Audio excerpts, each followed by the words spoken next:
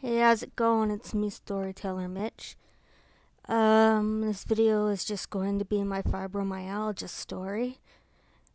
Um, and what I went through to get my diagnosis and kind of what life is like with fibro. Unfortunately, I gotta talk about my ex. He's a big part of the story. I won't say his name, he's just gonna be the ex. I'm not going to go in every detail of our relationship, only what's kind of relevant to the story. During the tail end of 2012, I was hit with strange symptoms. I suffered vertigo, which was treated and hadn't been a problem since. But also, I had my first attack of brain fog. Basically, I was fixing up the house with my ex, and suddenly, the best I could describe it, my brain just went numb. I had the screwdriver in my hand, and I couldn't understand why I had it or what I was supposed to do with it. My ex, who's a very bossy man, well, pretty much abusive, but I won't get into that, demanded I help with something. I just followed his instructions mindlessly for who knows how long. Then it was kind of okay again. He didn't either care or didn't even notice. I had memory problems that I'm not sure if I actually did or not because my ex did a lot of gaslighting. He would claim he called me out or told me to do something when he didn't. After we split, these so-called memory problems got better. Like suddenly, oh, I'm not forgetful anymore. So I think he was just gaslighting as hell. When I told this to my doctor around early 2013, he referred me to have a CAT scan on my head and an EEG. The scan came up with nothing, and according to the EEG, I fell asleep even though I don't remember falling asleep. I just kind of spent that appointment mentally planning my stories, but I get lucid dreams and stuff, so maybe I did fall asleep without realizing it. My ex wasn't happy with me when I was sick. He tried to convince me it was all in my head or that I was doing it for pity and to get out of responsibilities. Obviously, this was bullshit. Like I said, calling him bossy is kind of an understatement. He was straight emotionally and verbally abusive. If the house wasn't spotless dinner ready, he would have a tantrum. It didn't matter how much pain I was in. I had to kind of keep him happy. He even gave me a deadline for when I had to be better. This abuse added stress and aggravated my chronic. This abuse added stress and aggravated my chronic depression. I've had this depression. I've had dysthymia. I was diagnosed with dysthymia like in my early 20s, but the symptoms started many years before.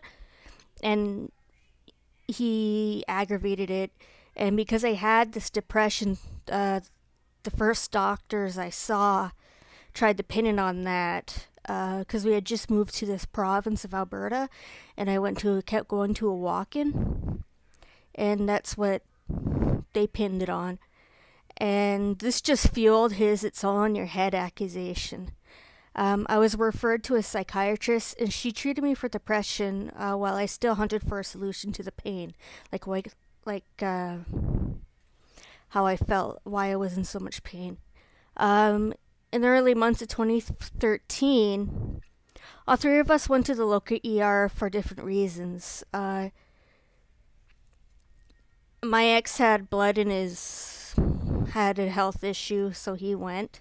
My son had a nasty chest cold, and I took advantage of having to go along to see a doctor about my symptoms there. Because the thing is, my ex kind of discouraged me from really going to the doctor. Like, he'd be passive aggressive about it. It was like me and be sick was an attack on him, and he would lose his shit if I was sick and make it all about him. But hold on. But when I saw the doctor, I told her my symptoms, and she said maybe it could be MS. And she referred me to get an MRI. There was a long wait, so my appointment was months away. Nothing was found on that MRI.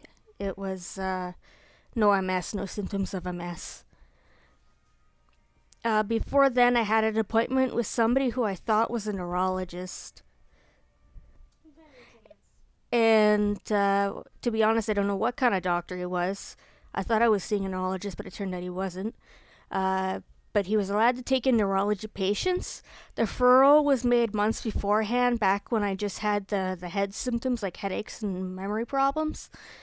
And so when I went in, he focused on that.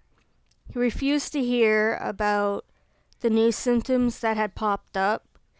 He claimed it was the medication I was on at the time that was doing it, when I knew that was not true, since it's been over a year before my symptoms had popped in when I started. He reluctantly gave me that nerve examination, and where the docs check your reflexes and movement, and if you can feel them poking you. Then he just had the balls to ask, "What do you want from me?" I really felt insulted. I was sitting there. Obviously, something's wrong with my body, and this jackass asked me that. Like, it was ridiculous. And I told him exactly what I wanted. I wanted to get better. They'd have told me he couldn't do anything and basically kicked me out of his office. And of course, my ex was like, "Oh, coming here was a waste of time," and lectured on what he thought I did wrong. In 2014, I finally found a doctor in my town. He put me on medication that helped a lot and referred to me to physiotherapy. He also sent a referral to like a real neurologist in a larger city nearby, who had a really long wait. But I wasn't complaining. I was good to see somebody. And he got me hooked up with a therapist that worked in our town. She hooked me up with a psychiatrist that would come out to see patients at the medical center in my town. So I switched psychiatrist because he was closer for location. And had another shitty experience with a doctor. My ex and I were splitting up in this time, and the first appointment I talked to the psychiatrist about it. He asked what I was going to do, and then I said I will go with my son to my patient's place and stay there. I'll go with my son to my parents' place and stay there a while. He told me to get off the Tylenol and just use Advil. I tried that, but it only made it worse, so I went back on them. Before the second appointment, my ex left, and I went on assistance because I couldn't work. My caseworker gave me paperwork to have him fill out. I had an appointment with my regular doctor and asked about upping the dose of my medication, and he told me not to. Okay, second appointment with the psychiatrist comes around, and it went horribly. He kept cutting me off, wouldn't let me update him on anything or explain what's going on. He was mad that my ex left instead of the original plan that I said we were just going to go to my parents, and said I would get better if I just sold my home and moved in with them. If that makes any sense. What a prick. And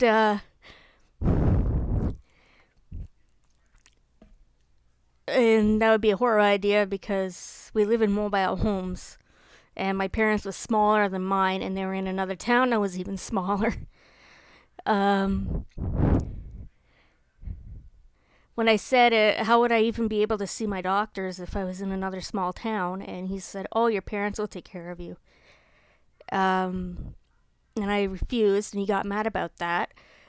He tried to up my meds, and when I told him that my regular doctor that I saw my regular doctor actually the day before, and asked him about it, and I told him that he suggested not to.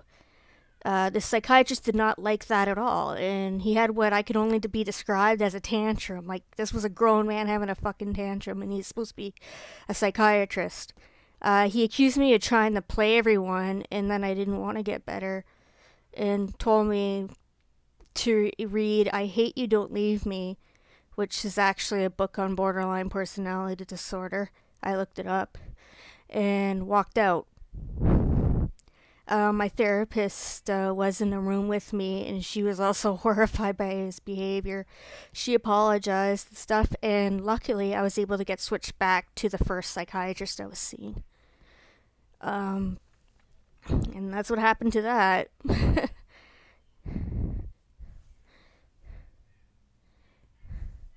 With my ex, I'm low contact with, by the way. That's all I'm leaving for that. Before with the split, and when I came out here to this problems, I had a lot of help from my parents, especially my mother. She helps me out a lot. She takes me out of town for appointments and stuff. I'm really thankful for that. I went to physiotherapy in 2014 and in 2015. The first time, my physio gave me exercises and referred to me to a fibromyalgia chronic pain program in the city that's by me. Long story short, that program ended up being canceled permanently because there just wasn't enough people going. And just my luck, eh? My physio gave me, like I said, they gave me exercises they do. I did them, and I didn't improve that much. That summer, it was like late summer, early fall 2014.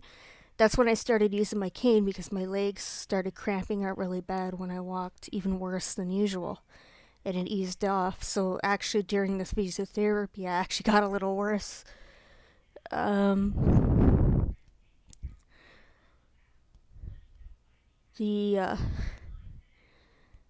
Sorry.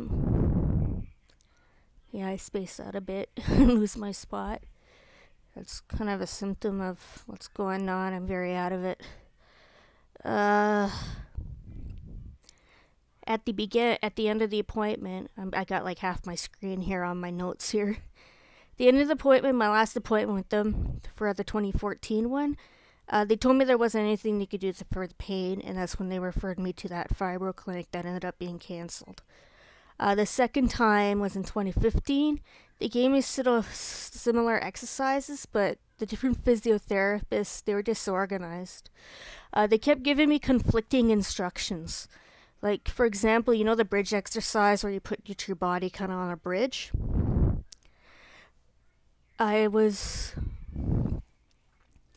One told me you put your legs kind of like that, straight up.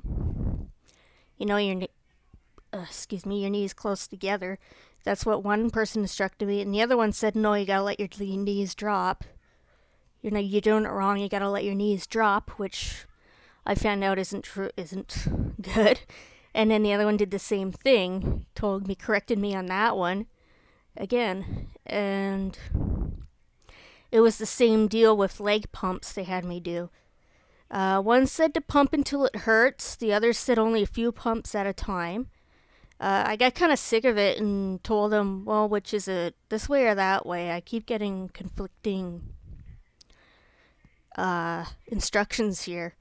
And but during that session, like that time I was going, I got a really horrible chest cold. Like, it was so bad I went to the ER to make sure I didn't have pneumonia or bronchitis or something, and ended up missing some appointments because I didn't want to bring a bug to a place full of elderly folk. You know, I wouldn't live with myself if half of them freaking died because I brought a sickness there. Anyway, well, they ended up dropping me and told me the same thing again, basically. I do other kinds of exercises now, like lifting light weights, yoga, Pilates. I'm going to try some Tai Chi soon when I'm able. Having no car and living in a town with no transportation, I end up walking often. I'm slow, but not down to turtle philosophy just quite yet. Well, yeah, I am pretty slow. It's like a turtle sometimes. Finally, it was a 22-month wait, but after all this, I finally got to see the real neurologist. He set me up with nerve tests, and he narrowed it down to fibromyalgia. During this time, I was also trying to apply for Alberta income support for the handicap because I wasn't able to work. despite all the paperwork, I kept being denied. Um, I don't know what's going on there now. Um, but I'm still on assistance. But it's good now that there is some kind of diagnosis to work with. Now it's 2016. Like I said, I have my fibromyalgia diagnosis. The dysnomia has gotten better, especially after the ex left. But my pain has gotten kind of progressively worse, especially after the last few months. I've also had some more symptoms coming up, including twitching. My legs jerk when I'm sweeping, waking me up. My pain always, even from the very beginning, it came in waves. And the really painful flare-ups have gotten more frequent. I spent most of the summer with a nasty headache and a migraine too. This has been going on, too long. I had to change all my plans, reevaluate my goals, cross off what isn't doable in my condition. To be honest, I do want to work. Like, I am a busy person. I like to do stuff, but it's this gets in the way. It's sorry. Like, I'm prepared to be like kind of low income for the rest of my life, but that's okay. I've never really been one to want like the big house with the big fence. I'm more of a city girl anyway. One day, if this mobile home is worth anything, or if I can work again or save enough money, we'll move to a city. What I do is now, when I'm not taking care of the house and my son, I spend my time working on my goals. One need goals, otherwise they go crazy. I work on trying to better myself. I'm doing light exercises, writing. I'm writing a novel, working on a cheap 2D game. I used to paint, but I trying to get back into it. Like I said, twitching ends up ruining the painting. And I just started this channel too. I don't expect to be in any way famous, honestly. I really don't. Look at this mug. But if a few people get enjoyment out of it, then I'm happy. That's it for my fiber story, really. There really isn't much left to say now, honestly. So, ciao. Ugh.